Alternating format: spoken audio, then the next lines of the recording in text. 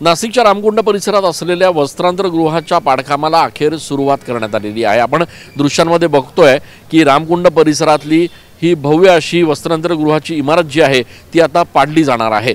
खरं तर या पाडकामाला 2 दिवसांपूर्वीच सुरुवात करण्यात आलेली आहे।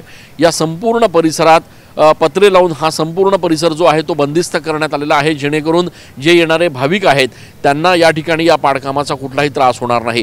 खरं तर सिंहस्थ कुंभमेळ्याच्या पार्श्वभूमीवर लाखो साधू संत महंत आणि भाविक जे आहेत ते नाशिकमध्ये येणार आहेत। रामकुंड परिसर जो आहे त्या रामकुंड परिसरामध्ये त्या काळात शाही स्नान करण्याचं एक अनन्यसाधारण महत्त्व आहे। मात्र हे शाही स्नान होत असताना या वस्त्रांतरगृहामुळे कुठल्याही पद्धतीचा अडथळा या ठिकाणी निर्माण होणार नाही याची दक्षता प्रशासनाकडून घेतली जाते आणि त्यामुळे हे जे वस्त्रांतरगृह आहे ते पाडण्यास आता प्रशासनाने सुरुवात केलेली आहे। सुरुवातीला पुरोहित संघाचा विरोध, त्यानंतर स्थानिक पुरोहितांचा विरोध असं सगळं असताना देखील समन्वय साधून खरं तर आता हे पाडकाम जे आहे ते सुरू करण्यात आलेले आहे।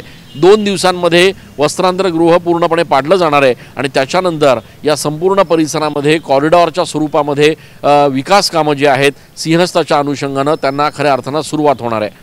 कॅमेरा पर्सन आकाश येवलेसह मी चंदन पूजा अधिकारी, TV9 मराठी।